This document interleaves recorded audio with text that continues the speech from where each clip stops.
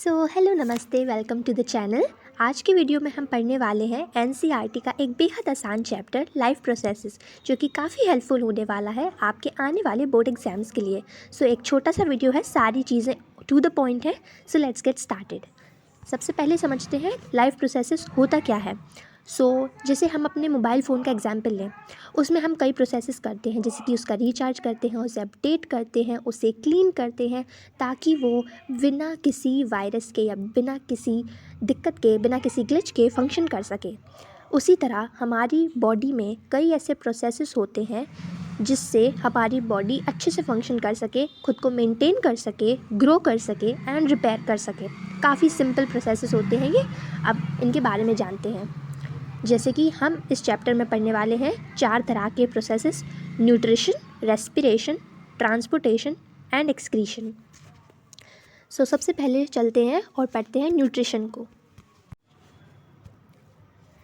चलो अब बात करते हैं न्यूट्रिशन की। What is nutrition? एग्जाम्पल लेते हैं इंस्टा का।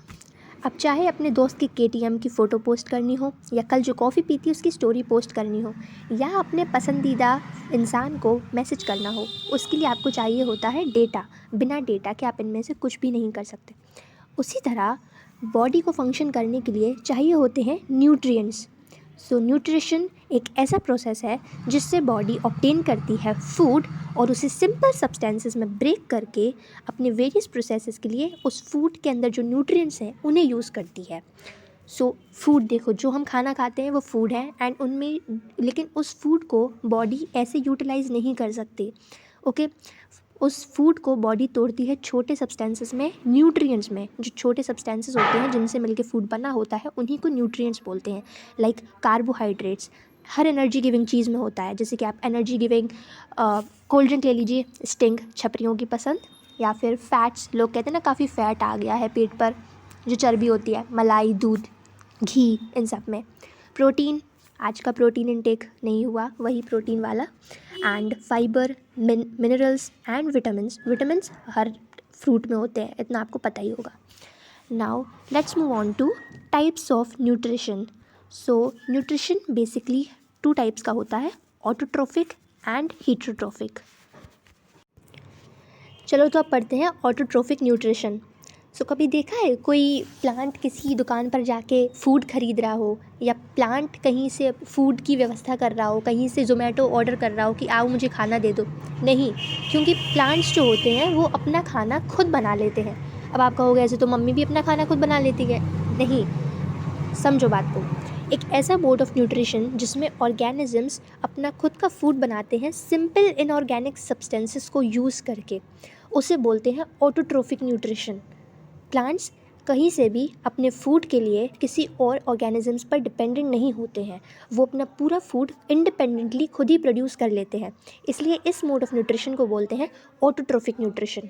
ओके, इसका एग्जांपल ऑब्वियसली ग्रीन प्लांट्स है। अब ग्रीन प्लांट्स क्यों है, इसका भी हम जवाब समझेंगे आगे। प्लांट्स खुद का फूड बनाते हैं, ये तो हम समझ गए, बट कैसे? प्लांट्स ये फूड खुद का बनाते हैं by the process of photosynthesis. Photosynthesis होता क्या है, समझ लीजिए।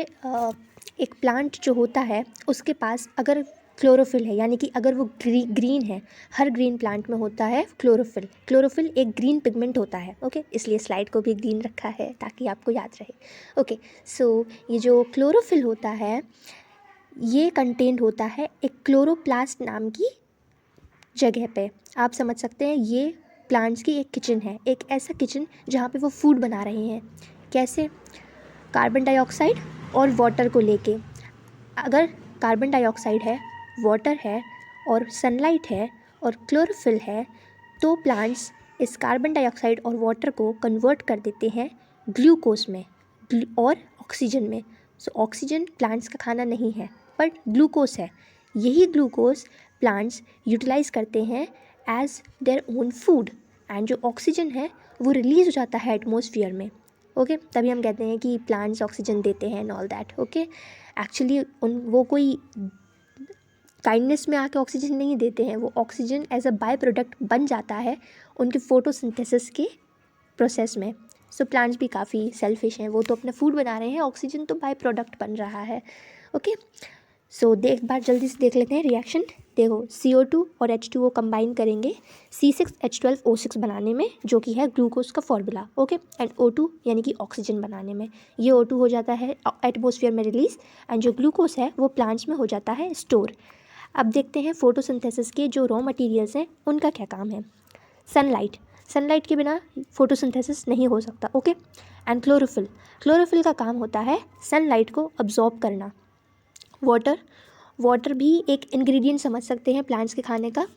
तो वाटर कहाँ से मिलता है, जो सॉइल है वहाँ पे पानी होता ही है, हम लोग पेड़ों में पानी डालते हैं, एंड जो रूट्स हैं वो इस वाटर को अब्जॉर्ब कर लेती हैं। कार्बन डाइऑक्साइड, कार्बन डाइऑक्साइड तो एटमॉस्फेयर में सब जगह ही है। ओके, तो क्या कहते हैं, ये जो प्लांट्स हैं इनके अंदर, इनकी लीव्स में होता है एक स्ट्रक्चर स्टोमेटा, जिसको हम आगे समझेंगे। ये स्टोमेटा कार्बन डाइऑक्साइड को अपने अंदर ले लेता है। ओके, एंड यही स्टोमेटा ऑक्सीजन को रिलीज़ करता है जब फोटोसिंथेसिस कंप्लीट हो जाता है। ओके, सो अब हम समझते हैं ये जो फोटोसिंथेसिस का पूरा प्रोसेस हो रहा है खाना बनाने का, तो ये खाना बन कैसे रहा है, मीन्स इसका मैकेनिज्म क्या है। तो सबसे पहले चलते हैं प्लांट्स की किचन में। प्लांट्स की किचन है क्लोरोप्लास्ट। क्यों, क्योंकि क्लोरोप्लास्ट में ही क्लोरोफिल कंटेंट होता है। क्लोरोफिल के बिना जो फोटोसिंथेसिस है वो नहीं हो सकता। क्लोरोफिल सिर्फ एक पिगमेंट होता है ग्रीन कलर का, ये वाली स्लाइड भी ग्रीन है। ओके, तो ये जो क्लोरोफिल है ये अब्जॉर्ब करेगा सनलाइट को। ओके, सनलाइट को अब्जॉर्ब करने के बाद जो लाइट एनर्जी लीफ को मिली है, हमारे प्लांट को मिली है, वो कन्वर्ट होगी केमिकल एनर्जी में।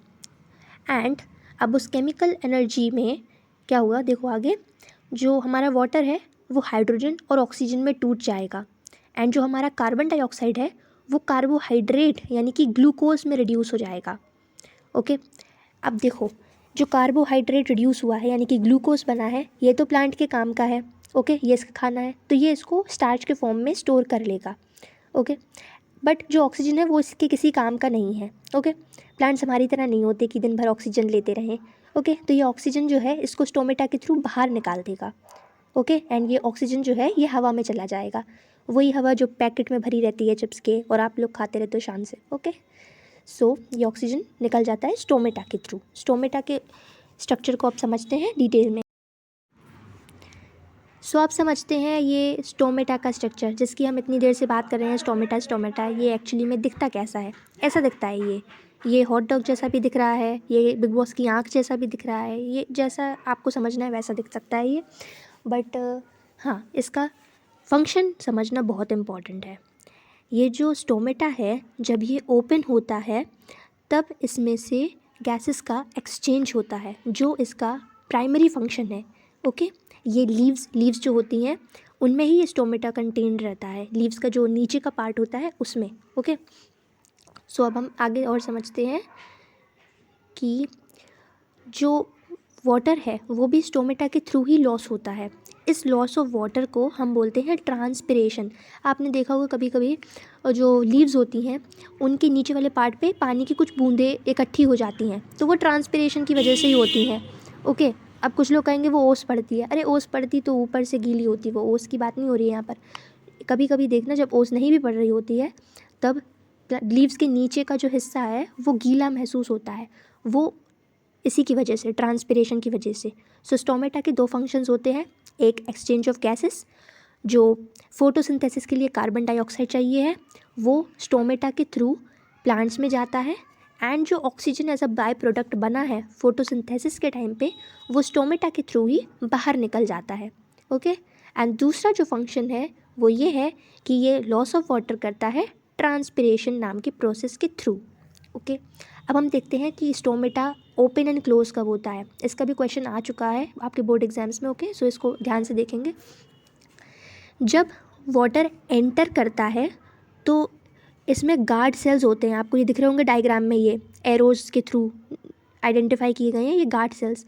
जब वाटर एंटर करता है तो ये गार्ड सेल्स स्वेल हो जाते हैं। ओके, और जब ये गार्ड सेल्स स्वेल होते हैं तो ये स्टोमेटा ओपन हो जाता है, एंड रिवर्स केस जब ये गार्ड सेल्स श्रिंक हो जाते हैं यानी कि वाटर जब लीव करता है तो स्टोमेटा क्लोज हो जाता है। अब ये जाने कैसी पीपीटी है, इसमें ये स्टोमेटा क्लोज तो दिख ही नहीं रहा, बट सॉरी, इसको ध्यान रखेंगे। जब ये श्रिंक हो जाते हैं गार्ड सेल्स तो ये जो स्टोमेटा है वो क्लोज हो जाएगा। ओके, अब आते हैं हेटरोट्रॉफिक न्यूट्रिशन समझने पे। सो ये वो मोड ऑफ न्यूट्रिशन है जो हम जैसे गरीब लोग, जैसे कि इंसान, हम अपनाते हैं, क्योंकि हमसे खुद का खाना तो बनता नहीं है। हम डिपेंडेंट रहते हैं दूसरे ऑर्गेनिजम्स में कि दूसरा ऑर्गेनिज्म बनाएगा खाना तब हम खाएंगे, नहीं तो भूखे रह जाएंगे। So okay, mode of nutrition adopted by organisms which can not produce their own food and depend on others. जैसे हम ह्यूमंस हैं, हमारे घर में जो बैगन, आलू, गाजर आता है थैली में, ये कैसे आता है? ये प्लांट्स हैं, प्लांट्स अपना खुद का खाना बना रहे हैं और हम प्लांट्स पर डिपेंडेंट हैं, उनको खाने पर हम डिपेंडेंट रहते हैं। तो ये हो जाता है हेटरोट्रॉफिक न्यूट्रिशन। ओके, काफ़ी सिंपल है, कुछ भी नहीं है इसमें। अब चलो इसको देखते हैं ये किस किस टाइप का होता है। सो अब पढ़ते हैं हेटरोट्रॉफिक न्यूट्रिशन में 3 तरह के nutritions, holozoic, saprophytic and parasitic. Holozoic वही है जो हम ह्यूमंस करते हैं। Animals take the food in solid form and break it down to simple substances. हम क्या करते हैं, हम वेरियस जो भी खाना हमारी मम्मी बनाती हैं, जो भी दोस्त टिफ़िन में लाता है उसको खा लेते हैं सॉलिड फॉर्म में, एंड देन बॉडी डाइजेशन करती है तो वो सिंपल सब्सटेंस में ब्रेक डाउन हो जाता है। ओके, अमीबा भी ऐसे ही करता है। अमीबा और ह्यूमंस हो गए एग्जाम्पल होलोजोइक के। ओके, देन आता है सेप्रोफाइटिक। अब ये सेप्रोफाइटिक क्या होता है? कभी देखना, ब्रेड को खुला छोड़ दो तो उसमें लग जाता है फंगस, ओके, जिसको हम बोलते हैं ब्रेड मोल्ड। तो ये जो ब्रेड मोल्ड होता है, ये जो उसमें लग जाता है, फफूंदी कहते हैं जिसको, तो ब्रेड तो सड़ चुका है। ओके, तो ये जो डेड एंड डिकेइंग मैटर पे जो भी ऑर्गेनिजम्स फीड करते हैं और उससे अपना न्यूट्रिएंट लेते हैं, उसको बोलते हैं saprophytic mode of nutrition. Okay, vultures को देखा होगा, वल्चर्स जो सड़े भूसे एनिमल्स होते हैं जो मर चुके होते हैं, उन पर अपना खाना खाता है और उनसे न्यूट्रिशन लेता है, वो भी एग्जाम्पल है सेप्रोफाइटिक का। लास्ट आते हैं पैरासिटिक पे। सो अगर बालों का ध्यान नहीं रखोगे, बालों को तेल नहीं डालोगे तो हो जाते हैं जुएँ। ओके, तो वो जुएँ जो होते हैं वो एग्जाम्पल होते हैं पैरासाइट का। पैरासाइट्स वो ऑर्गेनिजम्स होते हैं जो दूसरे की बॉडी में जाते हैं, उन्हें मारते नहीं हैं बट अपना न्यूट्रिशन उन्हीं से लेते हैं। जुएँ आपको मारते हैं क्या? बट वो आपसे अपना न्यूट्रिशन लेते हैं। सो जो ऑर्गेनिज्म पैरासाइट बनता है वो तो पैरासाइट ही होता है, जैसे कि जुआ, और जो जिस ऑर्गेनिज्म की बॉडी में वो आ जाता है न्यूट्रिशन लेने, उसको बोलते हैं होस्ट। यानी कि जो ह्यूमंस हम लोग हैं, हम लोग हो गए होस्ट, और जो लाइस यानी कि जो जुए हो गए वो हो गए पैरासाइट। ओके, चलो तो अब पढ़ते हैं न्यूट्रिशन इन ह्यूमंस। हमारे अंदर न्यूट्रिशन कैसे होता है? इसके 5 स्टेप हैं: ingestion, digestion, absorption, assimilation and egestion. सब में शन आया, कुछ पता चला नहीं हुआ क्या? चलो एक एक करके देखते हैं। सबसे पहले आता है इंजेक्शन, सॉरी इंजेक्शन नहीं, इंजेशन। ओके, सो हमने प्लेट से फूड को उठाया, मुंह में डाला, हो गया इंजेशन, बस इसको बोलते हैं ingestion, the intake of food. Okay, फिर आता है डाइजेशन। अब फूड डाल तो लिया मुंह में, अब इस पे जो भी जादू टोना होगा, जो भी केमिकल रिएक्शंस होंगे जिससे ये फूड जो है वो छोटे सब्सटेंसेस यानी कि न्यूट्रिएंट्स में ब्रेक डाउन होगा, उसको बोलेंगे डाइजेशन। डाइजेशन के बाद न्यूट्रिएंट्स तो बन गए, अब ये न्यूट्रिएंट्स बॉडी में पड़े थोड़ी ना रहेंगे, इसे अब्जॉर्ब करना होगा ब्लड में, तो इसको बोलते हैं अब्जॉर्प्शन। फिर आता है एसिमिलेशन, जो भी न्यूट्रिएंट्स ब्लड में अब्जॉर्ब हो गए हैं वो न्यू प्रोडक्ट्स को बनाएंगे, इसको बोलते हैं एसिमिलेशन। इजेशन जो भी आप सुबह करते हैं, यानी कि जो भी फूड खाया उसको सुबह हटाया, उसको बोलते हैं egestion. Okay, simple, removal of the waste material from the body. Okay, चलो तो अब एक एक करके देखते हैं कि एग्जैक्टली डाइजेशन होता क्या है। सबसे पहले आते हैं माउथ पर, यानी कि बकल कैविटी। ये आपको डायग्राम में दिख रहा होगा, ये हमारी टंग, माउथ, और ये हमारा आ गया बकल कैविटी। ओके, जो आपके मुंह के अंदर जो कैविटी होती है ना पूरी, उसी को बोलते हैं बकल कैविटी। सबसे पहले हम अपने माउथ से फूड को लेंगे, और तो कोई तरीका है नहीं, माउथ से ही लेना पड़ेगा। ओके, सो हम माउथ से लेंगे फूड को, जिसको बोलेंगे इंजेशन। अब टीथ की मदद से फूड को च्यू करेंगे, और कोई तरीका है नहीं, टीथ से ही करना पड़ेगा। ओके, अब जो फूड को हमने च्यू कर लिया है, ओके, इंजेशन भी हो गया, सब हो गया। अब जो हमारे मुंह में जो सलाइवा आता है, ओके, वो सलाइवा क्यों आता है? नहीं, वो सिर्फ इसलिए नहीं आता है कि आप गुस्से में थूक सकें, वो सलाइवा इसलिए आता है कि सलाइवरी जो हमारा सलाइवा होता है, जो सलाइवरी ग्लैंड्स जो सलाइवा को सिक्रीट करते हैं, वो कार्बोहाइड्रेट के डाइजेशन में मदद करता है। कैसे? सलाइवा में होता है salivary amylase. Okay, salivary amylase एक एंजाइम होता है। सो कार्बोहाइड्रेट का जो डाइजेशन है वो हम कह सकते हैं माउथ में ही स्टार्ट हो जाता है। ओके, सलाइवरी अमाइलेस जो स्टार्च है, यानी कि जो कार्बोहाइड्रेट है, उसको कन्वर्ट कर देता है माल्टोस में। ओके, सो माल्टोस एक सिंपलर सब्सटेंस है, सो स्टार्च का कन्वर्जन हो गया माल्टोस में, यानी कि डाइजेशन ऑफ कार्बोहाइड्रेट स्टार्ट हो गया है माउथ में। किसकी मदद से? सलाइवरी अमाइलेज जो प्रेजेंट था ऑब्वियसली सलाइवा में।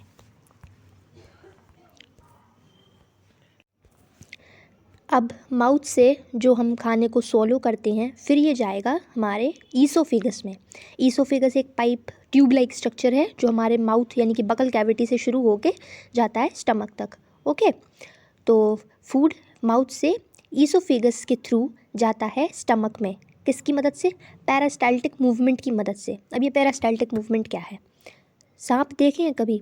अब कलर्स पे देखे हैं तो फिर बात अलग है, अगर नागिन शो में देखा है तो कुछ पता नहीं होगा, बट अगर कभी डिस्कवरी पे सांप देखा है तो देखा होगा सांप जब खाना खाता है तो उसके वो जो पूरी बॉडी होती है ट्यूब जैसी, उसमें कुछ रिदम्स टाइप की महसूस होती है। उस रिदम से उसका जो फूड है वो उसकी बॉडी में अंदर जाता है, कभी देखना। ओके, इसी को तो वैसा ही कुछ मूवमेंट होता है हमारे ईसोफेगस में। रिदमिक कॉन्ट्रैक्शन एंड रिलैक्सेशन होता है ईसोफेगस के मसल्स का। उसके मदद से जो खाना है वो हमारे माउथ से जाता है स्टमक तक। ओके, सो इसी रिदमिक कॉन्ट्रैक्शन और रिलैक्सेशन को बोलते हैं पैरास्टाल्टिक मूवमेंट। और जब ये पैरास्टाल्टिक मूवमेंट नीचे की जगह ऊपर हो जाता है तो आपको होती है वॉमिटिंग। सो अब ये नागिन लाइक मूवमेंट हो गया ईसोफेगस का। अब जो फूड है वो हमारा आ गया स्टमक में यानी कि पेट में। हम समझते हैं पूरा जो डाइजेशन है वो पूरा वो पेट एक ही चीज़ है जो होता है जहाँ पे, बट ऐसा नहीं है। पेट तो सिर्फ एक ऑर्गन होता है, एक डाइजेस्टिव सिस्टम का एक पार्ट है, पूरा डाइजेस्टिव सिस्टम स्टमक नहीं है। सो स्टमक एक जे शेप्ड ऑर्गन होता है जो फूड के फर्दर डाइजेशन में हेल्प करता है। अभी हमने सिर्फ कार्बोहाइड्रेट का ही तो डाइजेशन किया माउथ में, अब करेंगे बाकी सारे सब्सटेंसेस का। वैसे ये डायग्राम मैंने खुद बनाया है क्योंकि मुझे कहीं स्टमक का डायग्राम मिल नहीं रहा था अच्छा सा, तो मैंने ये खुद ही बना लिया। ओके, देखो इसमें मैंने शो भी किया, ये फूड के अंदर ये छोटा छोटा जो ये सर्कल दिख रहे हैं ये फूड है। ओके, ये लग नहीं रहा ये फूड है पर ये फूड है, ये स्टमक है इसमें फूड है। ओके, अब देखो स्टमक में होते हैं क्या? पेप्सिन, HCl और म्यूकस, तीनों का फंक्शन समझेंगे।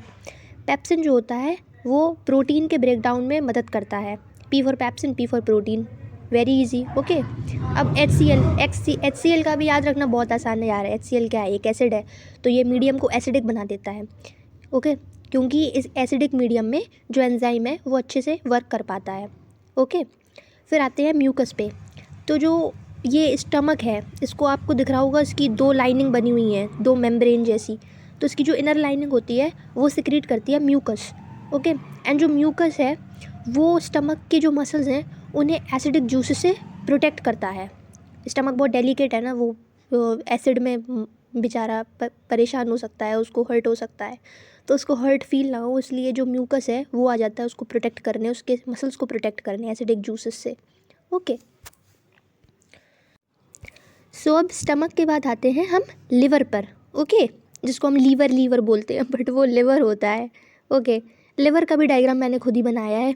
ओके, एंड इसमें आपको ये जो पत्ती जैसा स्ट्रक्चर दिख रहा है ना, ये गॉल ब्लैडर है। देखो मैंने लेबल भी कर रखा है। हमारा कुछ ज़्यादा ही सुंदर डायग्राम बन गया है बट ठीक है, समझने के लिए अच्छा है। तो अब देखो लिवर जो है, लिवर का फंक्शन होता है, वैसे तो लिवर के बहुत फंक्शंस होते हैं बट अभी हम डाइजेशन पढ़ रहे हैं तो उसका मेन फंक्शन है बाइल जूस को सिक्रीट करना। अब ये बाइल जूस क्या है? तो बाइल जूस एक ऐसा जूस होता है जो फैट्स के मल्सिफिकेशन में मदद करता है। देखो अभी हमने प्रोटीन का डाइजेशन कर लिया स्टमक में, कार्बोहाइड्रेट का कर लिया माउथ में, फ़ैट बच गया। फ़ैट का अब होगा बाइल जूस, फैट्स पर एक्ट करेगा और उसको डाइजेस्ट करेगा, यानी कि इमल्सिफिकेशन एक ही बात है। ओके, जो बड़े बड़े फैट के मॉलिक्यूल्स हैं वो छोटे छोटे मॉलिक्यूल्स में टूट जाएंगे। ओके, अब ये देखो ये गॉल ब्लैडर का काम क्या है? ये गॉल ब्लैडर एक लीफ लाइक स्ट्रक्चर है जो ये लीवर के संग रहता है। इसमें जो है हमारा बाइल जूस स्टोर हो जाता है। ओके, बाइल जूस कहाँ स्टोर होता है? गॉल ब्लैडर में।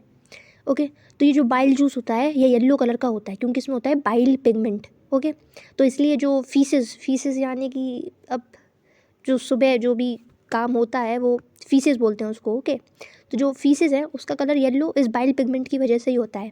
ठीक है, एंड जो जॉन्डिस बीमारी है वो भी इस बाइल पिगमेंट के हाइपर सिक्रीशन की वजह से हो जाती है। जब ज़्यादा बाइल प्रोड्यूस होने लगता है तो पूरी बॉडी पीली पीली, आँखें पीली, पूरे येलो रेंजर बन जाते हैं हम लोग। तो ये वही है फिर। ओके,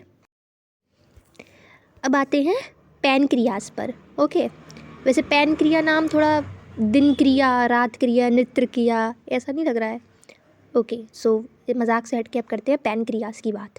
तो पैनक्रियास सिक्रीट करते हैं पैनक्रियाटिक जूस। कितना इजी है याद रखना, पैनक्रियास क्या सिक्रीट करते हैं? Pancreatic juices. ओके, लेकिन अब आगे थोड़ा मुश्किल है, आगे याद रखेंगे इस पैनक्रियाटिक जूसेस में एग्जैक्टली होता क्या है। So trypsin, lipase and pancreatic amylase. Okay, trypsin जैसे पेप्सिन था ना, प्रोटीन का डाइजेशन कर रहा था स्टमक में, ऐसे ट्रिप्सिन कर रहा है प्रोटीन का।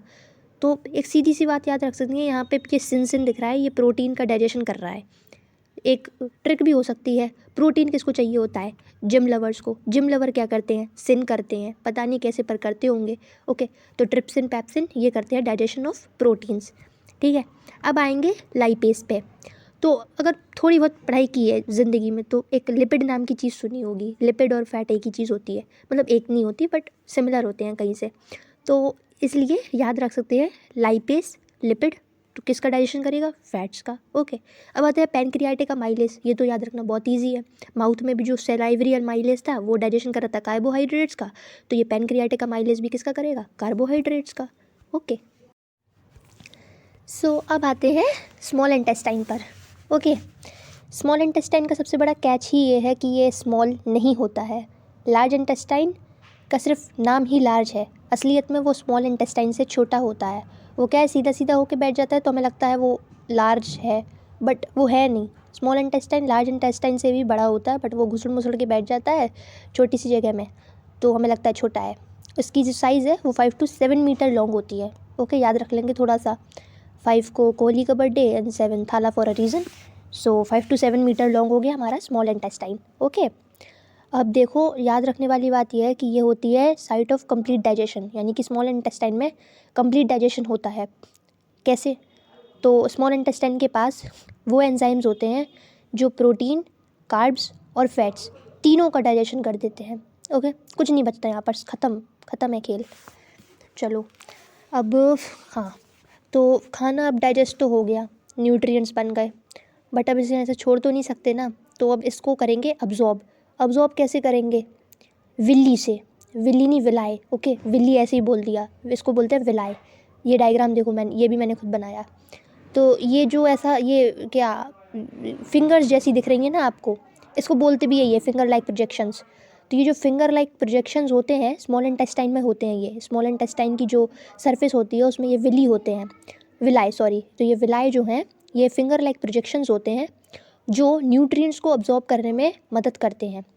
ओके, एंड ये जो विलाय होते हैं ये काफ़ी घुसड़ मुसड़ के बैठते हैं, तो ये इंक्रीज़ कर देते हैं surface area absorption of nutrients के लिए।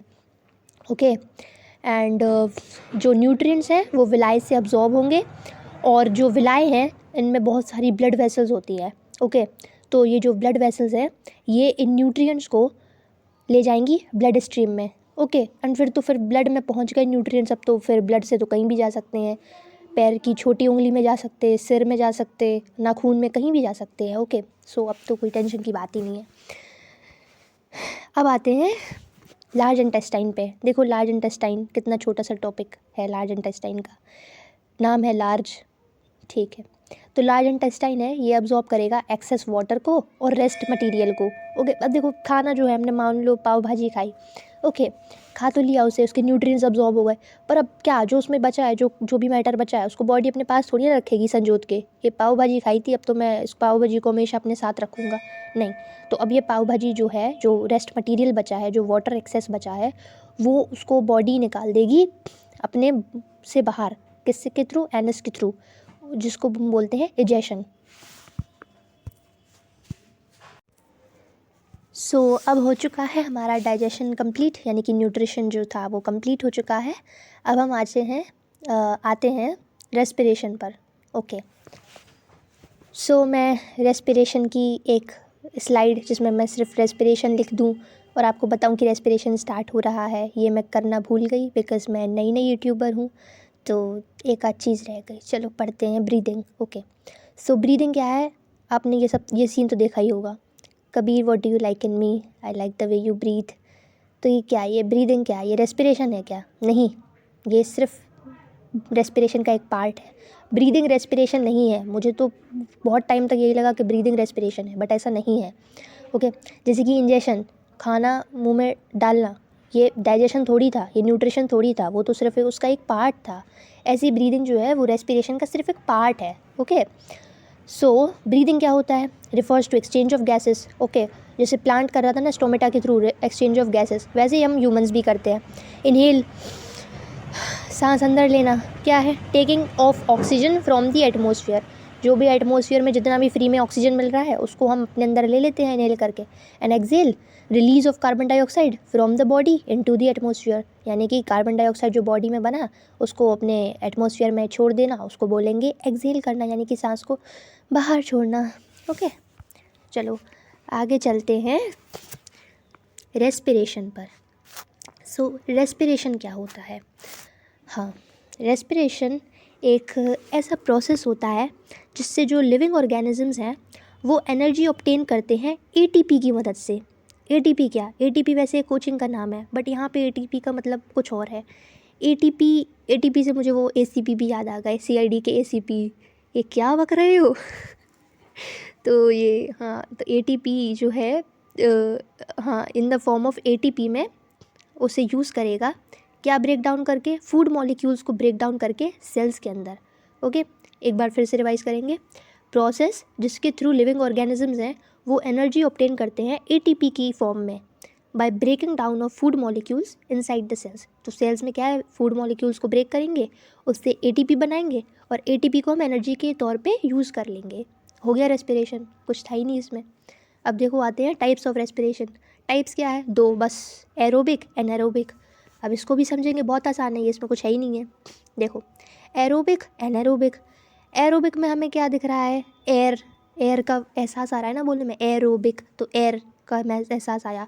इसी से समझ जाएंगे कि एरोबिक का मतलब होता है एक ऐसा रेस्पिरेशन जो ऑक्सीजन की प्रेजेंस में होता है। ओके, ऑक्सीजन को एयर से एक मेटाफर समझ लो।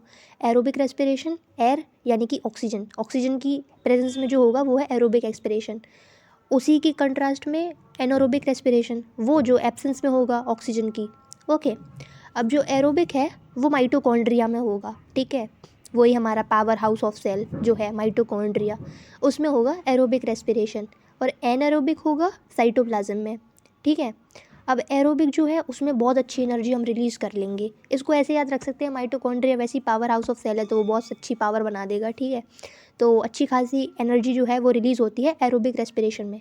और एनारोबिक में क्या है? चुटकू मुटकू सी, एकदम छोटी मोटी सी साइटोप्लाज्म यानी कि छोटी अमाउंट ऑफ एनर्जी रिलीज़ होती है। ओके, एरोबिक में क्या है? एंड प्रोडक्ट्स हमारे बनते हैं कार्बन डाइऑक्साइड और ऑक्सीजन, ठीक है।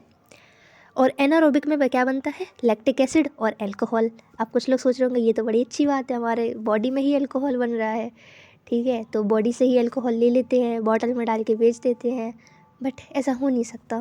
ओके,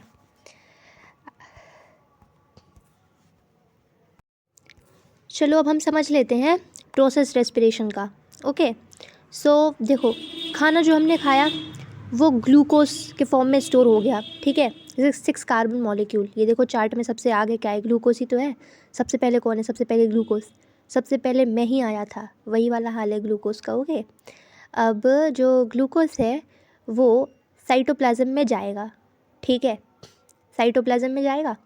फिर चाहे एरोबिक रेस्पिरेशन हो, चाहे एनारोबिक हो, चाहे इनके बीच का भैया हो, कोई भी हो, इसमें पाइरूवेट तो बनेगा ही, ठीक है।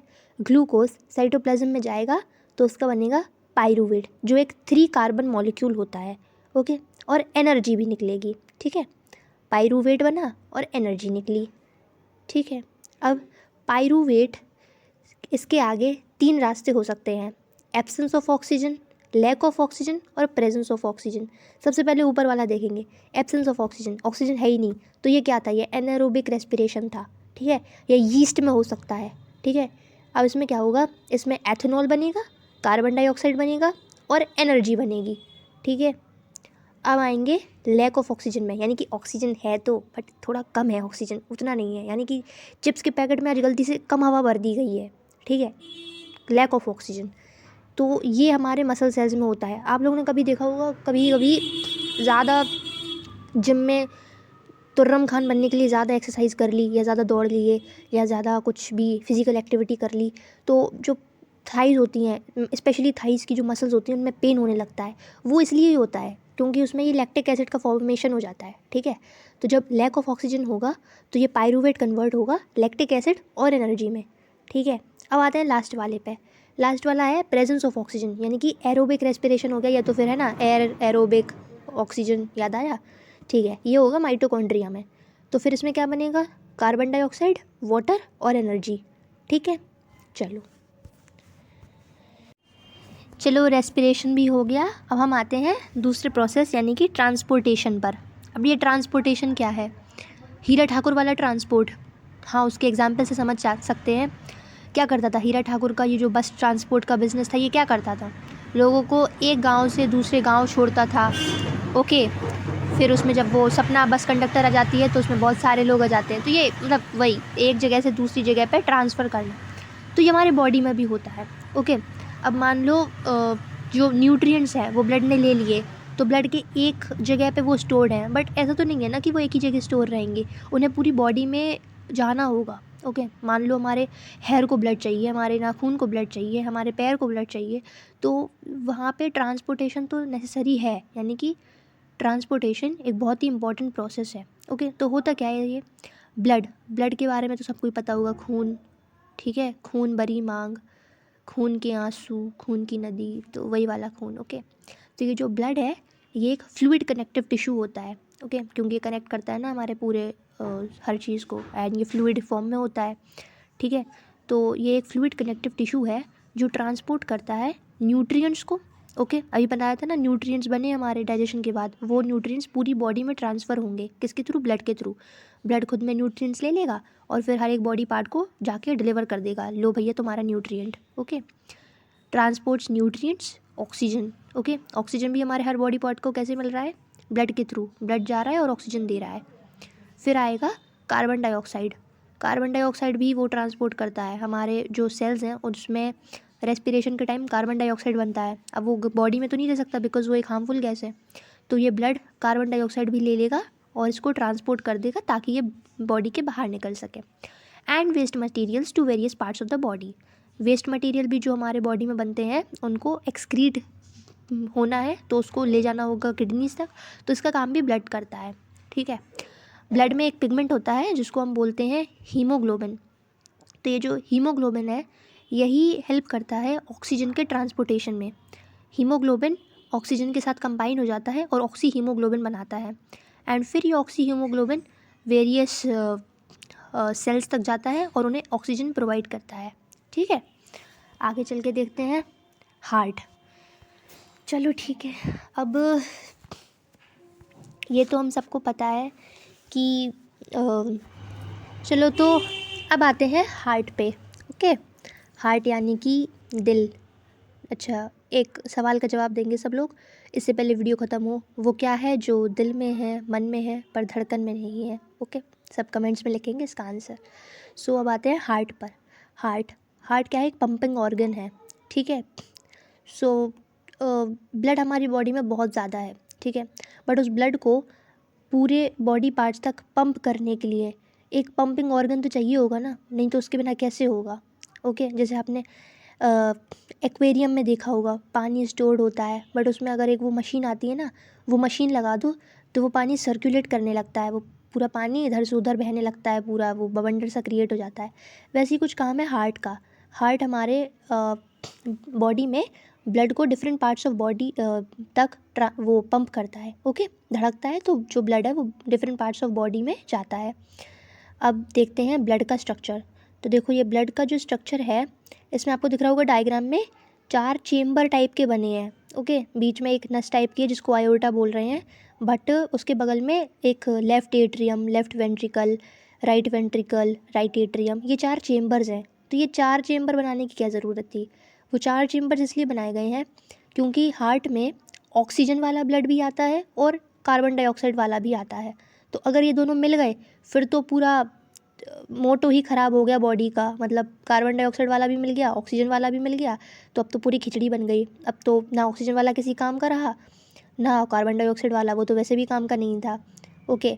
तो इसलिए इस सॉरी हार्ट में 4 चेम्बर्स होते हैं ताकि कार्बन डाइऑक्साइड वाला ब्लड और ऑक्सीजन वाला ब्लड मिक्स ना हो पाए। ठीक है, चलो अब आके देखते हैं वेसल्स पर। ठीक है, तो वेसल्स क्या होती हैं? नसें। ठीक है, मैं अपने हाथ का नस काट लूँगी, वही वाली नस। ठीक है, तो ये जो आपको हाथ में दिख रही होंगी, ये कभी हाथ को देखना जहाँ पे ये जो सस्ते आशिक बोलते हैं ना, मैं अपने नस काट लूँगा, तो ये जो नसें दिखती हैं ना, ये ग्रीन ग्रीन, ये हमारी वीन्स हैं। ओके, जो नीचे दिखती हैं ये वीन्स हैं। इसलिए हाथ को जब नस काटते हैं तो इंसान मर जाता है, क्योंकि उसकी जो वीन्स होती हैं, जो नस होती है जो हार्ट तक खून ले जाती है, वो नस कट जाती है, इसलिए इंसान मर जाता है। ओके, तो अब देखो वेसल्स भी 2 टाइप की होती है। आर्टरीज, आर्टरी वो वाली वेसल है जो ब्लड को हार्ट के अवे लेके जाएगी। A for artery, A for away. Okay, तो आर्टरी वो वेसल है जो हार्ट से अवे ले जाती है ब्लड को। ठीक है, और जितनी भी आर्टरीज़ हैं उनमें ऑक्सीजनेटेड ब्लड फ्लो होता है, यानी कि ऑक्सीजन वाला ब्लड फ्लो होता है, except for one, that is pulmonary artery. अब ये क्यों होता है ये आगे समझेंगे। ठीक है, वैसे ही आते हैं वीन्स पर। वीन्स वो होती हैं जो ब्लड को टुवर्ड्स द हार्ट लेके जाती हैं, यानी कि हार्ट की तरफ लेके जाती हैं ब्लड को, वो होती हैं वीन्स। अब सारी वीन्स जो हैं वो डीऑक्सीजनेटेड ब्लड लेके दौड़ती हैं, except for one, pulmonary Wien. ठीक है, तो ऐसे याद रख पाएंगे हम, पल्मोनरी आर्टरी थी वो एक्सेप्शन है और पल्मोनरी वीन है वो एक्सेप्शन है। नहीं तो आर्टरीज़ हमेशा ऑक्सीजनेटेड ब्लड लेती हैं और वीन्स हमेशा डीऑक्सीजनेटेड ब्लड लेती हैं। ठीक है, चलो अब हार्ट को तो समझ लिया, अब हम आएंगे डबल सर्कुलेशन पे। ये डबल सर्कुलेशन क्या है? अब डबल सर्कुलेशन समझ जाएंगे तो हम समझ जाएंगे कि ये जो हार्ट है इसमें ये क्या चक्कर चल रहा है, कार्बन डाइऑक्साइड वाले ब्लड का, ऑक्सीजन वाले ब्लड का, और कैसे पूरा सर्कुलेशन होता है ब्लड का।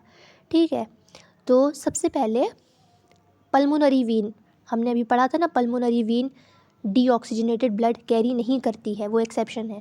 तो पल्मोनरी वीन जो है वो लंग्स से जुड़ी होती है। ठीक है, लंग्स में क्या है, लंग्स में ब्लड प्योरीफाई हो जाता है, यानी कि उसमें ऑक्सीजन घुस जाता है। ठीक है, तो ये जो ऑक्सीजनेटेड ब्लड है ये पल्मोनरी वेन के थ्रू आएगा लेफ़्ट एट्रियम में। ठीक है, हार्ट का जो लेफ़्ट एट्रियम है उसमें आएगा ये ऑक्सीजनेटेड ब्लड। ठीक है, फिर ये जो लेफ़्ट एट्रियम है, ऑक्सीजनेटेड ब्लड लेफ़्ट एट्रियम से लेफ़्ट वेंट्रिकल में जाएगा। ठीक है, एट्रियम के जस्ट नीचे होता है वेंट्रिकल, तो लेफ़्ट एट्रियम से लेफ़्ट वेंट्रिकल में गया ऑक्सीजनेटेड ब्लड। अब जो लेफ़्ट वेंट्रिकल है वो ऑक्सीजनेटेड ब्लड को डिफरेंट पार्ट्स ऑफ बॉडी में पंप कर देगा थ्रू व्हाट, थ्रू आयोर्टा। आयोर्टा क्या है? आयोर्टा सबसे बड़ी आर्टरी होती है, और ये जो आर्टरी होती है ये ऑक्सीजनेटेड ब्लड लेफ़्ट वेंट्रिकल से वेरियस बॉडी के ऑर्गन्स में ले जाती है ब्लड को। ठीक है, आयोर्टा से छोटी छोटी आर्टरीज निकलती हैं, फिर वो ऑक्सीजनेटेड ब्लड को डिफरेंट बॉडी पार्ट्स तक ले जाती हैं। ठीक है, अब देखो, अब जो ब्लड है वो वेरियस बॉडी पार्ट्स तक पहुंच चुका है। ठीक है, अब वो सेल्स तक जाएगा, सेल्स में ऑक्सीजन देगा, ऑक्सीजन में होएगी जो रेस्पिरेशन हो रही थी वो होगी, फिर रेस्पिरेशन होने के बाद बनेगा कार्बन डाइऑक्साइड। तो अब ब्लड में दोबारा से क्या आ गया है, कार्बन डाइऑक्साइड आ गया है। तो अब ये बन चुका है डीऑक्सीजनेटेड ब्लड। लंग्स ने हमें बढ़िया नया नया खून दिया था ऑक्सीजनेटेड ब्लड, पर हमने उसको कर दिया गंदा, यानी कि डीऑक्सीजनेट कर दिया, उसमें कार्बन डाइऑक्साइड घुसा दिया। तो अब ये डीऑक्सीजनेटेड ब्लड जाएगा वापस हार्ट में, किसके थ्रू? वीन्स के थ्रू। ठीक है, हार्ट के तरफ ले जाना है ना, तो किस वेसल का यूज़ करेंगे? वीन का। तो वीन्स के थ्रू ये जाएगा राइट एट्रियम में हार्ट के। ओके, एंड राइट एट्रियम से ये जाएगा राइट वेंट्रिकल में। अब राइट वेंट्रिकल से ये लंग्स के पास जाएगा, किसके थ्रू? पल्मोनरी आर्टरी के थ्रू। इसलिए पल्मोनरी आर्टरी डीऑक्सीजनेटेड ब्लड लेके जाती है, ये एक एक्सेप्शन था, हमने पढ़ा था। ओके, सो समझ में आया? एक बार फिर से रिवाइज करेंगे। लंग्स से जुड़ी होती है pulmonary Wien. Pulmonary Wien oxygenated blood carry करती है और देती है लेफ़्ट एट्रियम को। लेफ़्ट एट्रियम से जाता है ऑक्सीजनेटेड ब्लड लेफ़्ट वेंट्रिकल में। लेफ़्ट वेंट्रिकल इसको पंप करता है ऑक्सीजनेटेड ब्लड को डिफरेंट पार्ट्स ऑफ बॉडी में थ्रू आयोर्टा। फिर डीऑक्सीजनेटेड ब्लड राइट एट्रियम में एंटर करता है थ्रू वीन्स। ठीक है, फिर राइट एट्रियम से वो जाता है राइट वेंट्रिकल में, और राइट वेंट्रिकल से जाता है लंग्स में थ्रू पल्मोनरी आर्टरी, वापस से ऑक्सीजनेट हो जाता है, वापस से हार्ट में आता है, वापस से बॉडी में जाता है, वापस गंदा हो जाता है, वापस से हार्ट में आता है, वापस से लंग्स में चला जाता है ऑक्सीजनेट होने। ओके, इसी को बोलते हैं डबल सर्कुलेशन। तो हमारे ह्यूमंस का तो ट्रांसपोर्टेशन हो गया। अब हम आते हैं ट्रांसपोर्टेशन इन प्लांट्स में।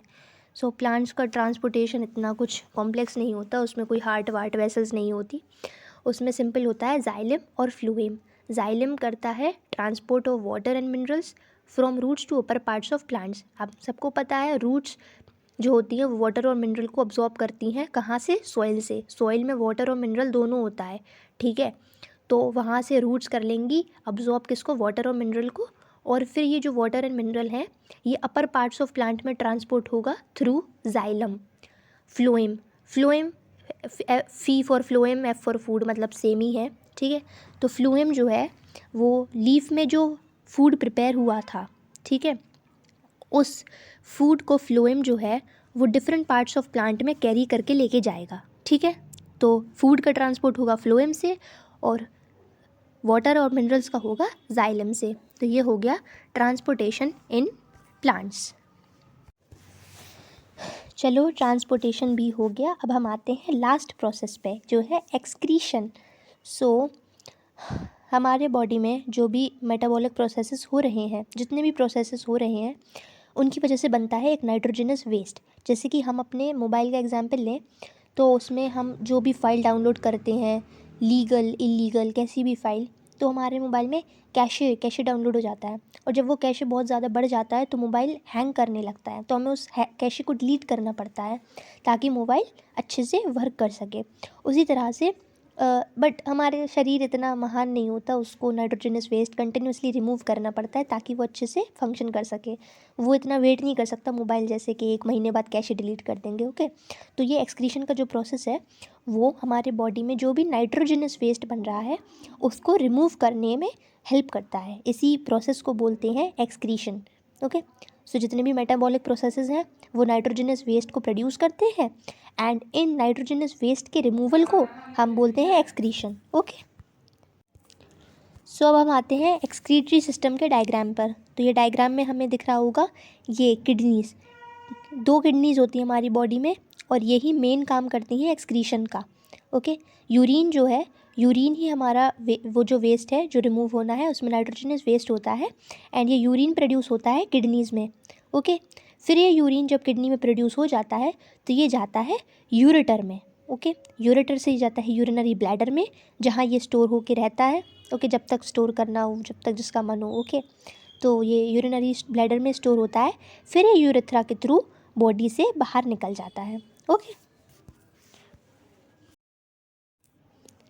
तो अब हम देखते हैं कि यूरिन जो है वो किडनीज में कैसे प्रोड्यूस होता है। ओके, सो हम लोगों ने पानी पिया, बहुत सारा पानी पिया, गट गट गट गट पीते गए, ठीक है। लेकिन बॉडी अपने मेटाबॉलिक प्रोसेसेस कर रही थी, उसने अपने पूरे प्रोसेसेस किए और नाइट्रोजनस वेस्ट है वो प्रोड्यूस किया। अब वो वेस्ट आ गया किसमें? ब्लड में, ठीक है। तो ब्लड में हमारा पूरा जो भी गंदा वंदा वो वेस्ट है वो प्रेजेंट है। अब ये जो है हमारे किडनी, इसमें एक बेसिक यूनिट होता है जिसको बोलते हैं नेफ्रॉन, ठीक है। जैसे कि नर्वस सिस्टम में होता है ना न्यूरॉन, वैसे ही किडनी में होता है नेफ्रॉन, ठीक है। तो ये नेफ्रॉन जो बेसिक यूनिट है ये परफॉर्म करेगा फंक्शन फिल्ट्रेशन ऑफ ब्लड का। फिल्ट्रेशन क्या? जैसे कि हम चाय बनाते हैं, ठीक है। वैसे पता नहीं अब आप लोग बनाते होंगे या नहीं, बट कभी कभी बनानी चाहिए, ठीक है। जैसे गोपी बहू बनाती ना अहम जी की ब्लैक टी, वैसे ही आप अगर चाय बनाएंगे तो चाय बनाने के बाद हम चाय को छन्नी से छानते हैं ताकि जो पत्ती पत्ती है वो बाहर जाए एंड जो चाय है वो कप में आ जाए। ऐसे ही नेफ्रॉन्स काम करते हैं फिल्ट्रेशन ऑफ ब्लड का, जिससे क्या होता है जो यूरिया है और यूरिक एसिड है, इसको हम चाय पत्ती समझ सकते हैं। यूरिया और यूरिक एसिड हमारी चाय पत्ती है जो ब्लड से रिमूव हो जाती है। ओके, एंड जो भी ग्लूकोज है, अमीनो एसिड है, सॉल्ट है, एक्सेस वाटर है, वो वापस से बॉडी में अब्जॉर्ब हो जाता है। तो ये नेफ्रॉन्स का काम हो जाता है। एंड जब ये सब चीज़ें अब्जॉर्ब हो जाती हैं और यूरिया और यूरिक एसिड रिमूव हो जाता है ब्लड से, तो बनता है हमारा यूरिन। ओके, एंड इसी यूरिन को हम लोग अपने बॉडी के थ्रू निकाल देते हैं।